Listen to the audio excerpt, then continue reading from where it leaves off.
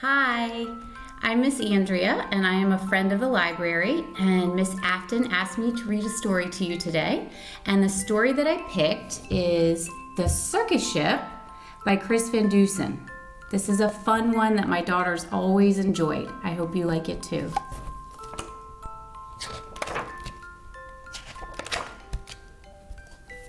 "5 miles off the coast of Maine and slightly overdue, a circus ship was steaming south in fog as thick as stew.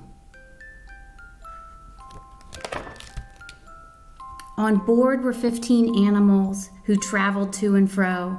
The next day it was Boston for another circus show.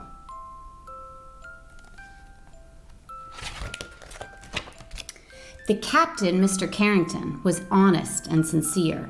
He thought that they should drop the hook and wait for things to clear. But Mr. Payne, the circus boss, was terribly demanding. He stomped up to the helm where Captain Carrington was standing and screamed, "Don't stop! Keep going! I've got a show to do! Just get me down to Boston town tomorrow, sir, by 2. Then came a crash, an awful bash. Things flew into the air. The ship had smashed into a ledge that no one knew was there. Look at all those animals going everywhere. The shattered ship began to tip, then sank without a sound. The splashing, thrashing animals swam round and round and round.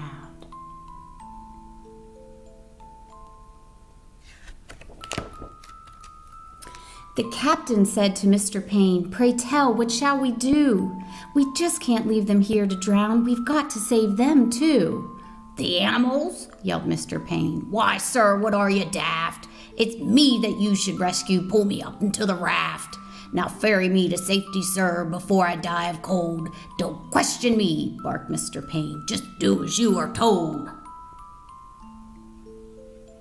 What's going to happen to the animals? They're all left in the water.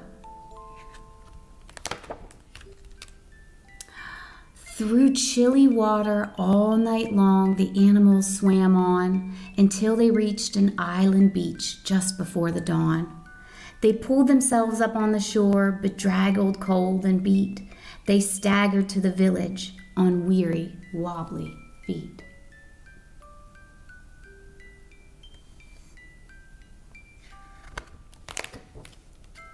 The people in the neighborhood had just begun to rise, and when they saw those animals, they had to rub their eyes. They thought they saw an elephant, but wait, how could that be? And what's that little monkey doing in the cherry tree? Can you imagine if you woke up and saw an elephant or a giraffe outside your window? Would you like that? Soon animals were everywhere and into everything. "There's an ostrich in the outhouse." "There's a hippo in the spring." "There's a tiger in the tulips." "There's a lion on the lawn." "There's a python in the pantry." It went on and on and on.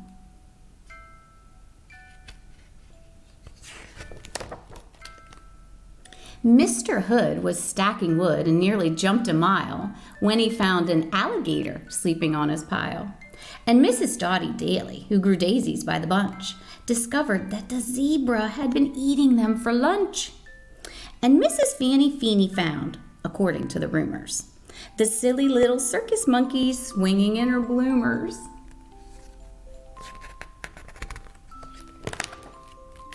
But everything changed quickly, like the turning of the tide, the night the Abbott's shed caught fire with Emma Rose inside. From high above the Abbott's farm, the tiger saw the shed. The sight of smoke and fire triggered something in his head. He jumped through flames 1,000 times back in his circus days, so he ran past all the people and he leapt into the blaze. Then everybody panicked. "Help, help, what can we do?" When from the raging fire something big burst into view. It was the most amazing sight, and everybody froze when they saw the tiger saving little Emma Rose. The tiger rescued her. He helped out. The tiger's risky rescue changed everybody's mind. The animals weren't bothersome. The animals were kind. And so they lived together, side by side. They got along. It didn't seem like anything could possibly go wrong.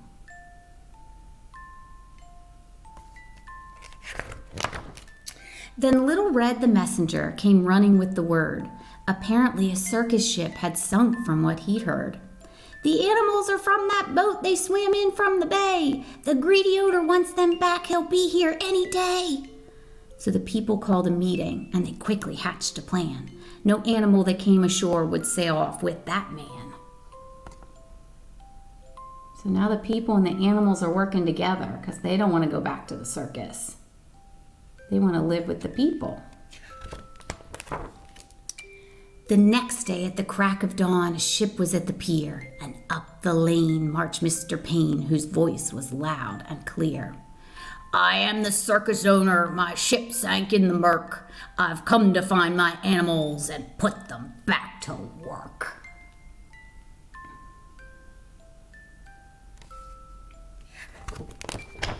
He hiked until he came into the center of the town. His face was red, he scratched his head, he stood there with a frown. Mr. Payne looked high and low, but still he couldn't see the 15 circus animals of his menagerie.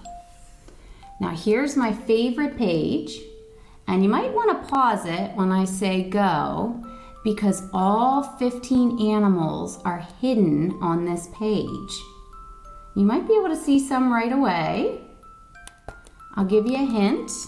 The camel is up here in the field hiding. Do you see him? Can you find the rest of them? Can you pause the video and see if you can find everybody else? There'll be 15 animals.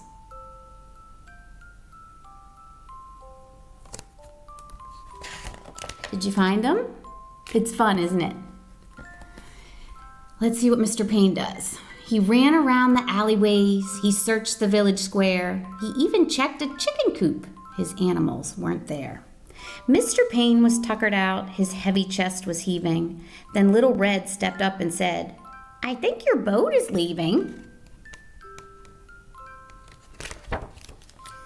He ran off in a fit of rage, his ship was leaving sight. So he jumped into a rowboat and he rowed with all his might. He's not happy. He's going off without his animals. And from that day, they like to say their lives were free of pain. It was a happy, peaceful place upon that isle in Maine. The end.